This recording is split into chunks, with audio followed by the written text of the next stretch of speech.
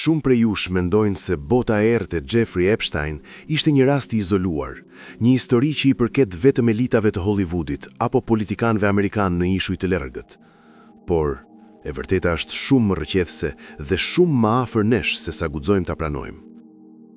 Në fund të viteve 90 dhe fillimin e viteve 2000, në rrugët e Tiranës, Shkupit dhe Prishtinës, po luhej një skenar pothuajse identik, një skenar ku predatorët nuk mbanin maska, por kostore të shtrenjta dhe buzëqeshje premtuese. Imagjinoni për një moment, një vajzë të re, plot ëndra, në një Ballkan që sapo kishte dalë nga rrënojat e luftës dhe varfëria e tejskajshme. Ajo sheh në televizor shkëlqimin e Milanos dhe Parisit. Një ditë, një agent i suksesshëm i ofron Chelsea në asaj bote. Ti je e veçantë, i thot ai.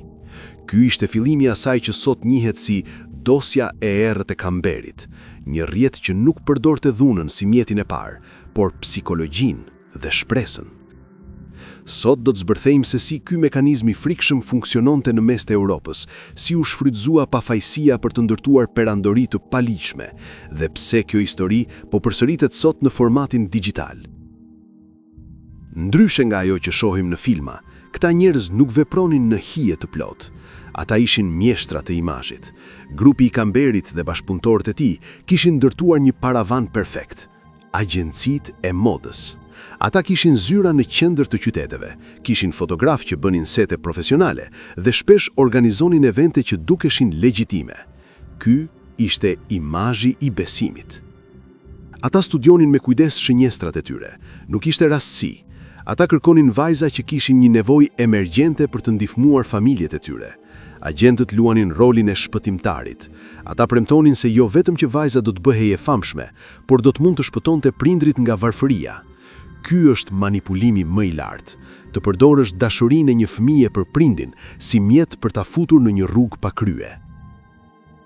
Prindrit, të prekur nga ky fat i madh, shpesh i përcillnin vajzat me lot gëzimi në sy, duke besuar se po i dërgonin drejt një jete përrallore. Udhtimi drejt Italisë apo vendeve të tjera të BE-s fillonte si një fest, por përfundonte si një makth sapo kalonte kufiri. Sapo mbërrinin në destinacion, ndodhte ajo që quhet vdekja e identitetit. Me pretekstin e regjistrimit në agjenci apo sigurisë së dokumentave, agjentët u merrnin vajzave pasaportat. Ky është momenti kur viktima pushon së qeni e lirë. Pa pasaport, në një vend të huaj, pa njohur gjuhën dhe pa asnjë kontakt, bota e tyre zvoglohej në 4 mure. Në vend të studiove të modës, ato i gjenin veten në dhoma të izoluara, ku agenti i buzëqeshur kthehej në një roje të pamëshirshme. Ktu fillonte presioni psikologjik. Ti na borxhon borxh për udhtimin, për ushqimin, për rrobat, u thonin ata. Ky është borxhi i padukshëm që përdoret edhe sot në mbar botën. Ato detyroheshin të punonin në kushte skllavërie për të shlyer një borxh që nuk mbaronte kurrë. Dosja Kamberi dokumentoi se si ky rrjet kishte krijuar një linjë montazhi të shfrytëzimit të qenies hynj njerëzore, ku çdo vajzë trajtohej si një kod shifror dhe jo si një shpirt. Si ishte e mundur që një rrjet i tillë të operonte për kaq shumë kohë në sytë të gjithëve? Përgjigjja është e dhimbshme. Një rrjet bashkëpunëtorësh që shtrihej nga doganat e deri te zyrat e pushtetit.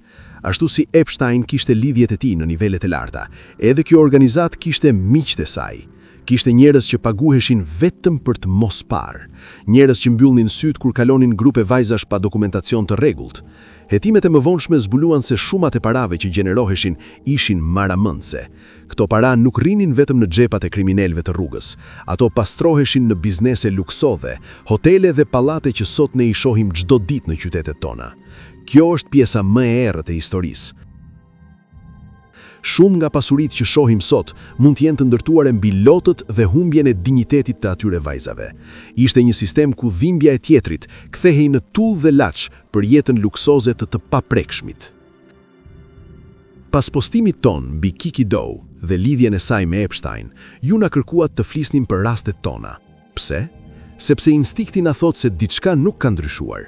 Pavarësisht se vitet kanë kaluar, industria e hijeve ka bërë vetëm një gjë: është adaptuar. Sot nuk kemi më nevojë për agjenci fizike mode për të mashtruar dikë. Sot mjafton një profil i rrem në Instagram, një foto me makina luksoze dhe një mesazh që thotë: "Dëshiron të bëhesh imazh i markës son në Dubai?" Kjo histori e dosjes Kamberi nuk është gjë tjetër veç se një kronikë e zezë të pasuarës. Është një pasqyrë e asaj që ndodh sot. Të njëjtat metoda rekrutimi, të njëjti izolim psikologjik dhe të njëjti shfrytëzim.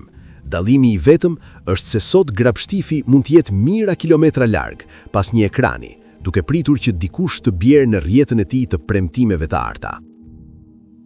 Historia e dosjes Kamberi u mbyll me disa arrestime, por plagët që la pas janë ende të hapura.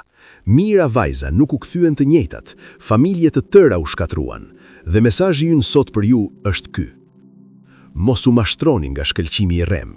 Bota digjitale është e mbushur me Epstein të vegjël që kërkojnë pafajësinë tuaj për ta kthyer në përfitim. Edukojeni motrat, miqt dhe veten tuaj. Asnjë sukses i vërtet nuk vjen përmes agjentëve misterioz që kërkojnë pasaportën tuaj apo që ju premtojnë male me para pa asnjë mund.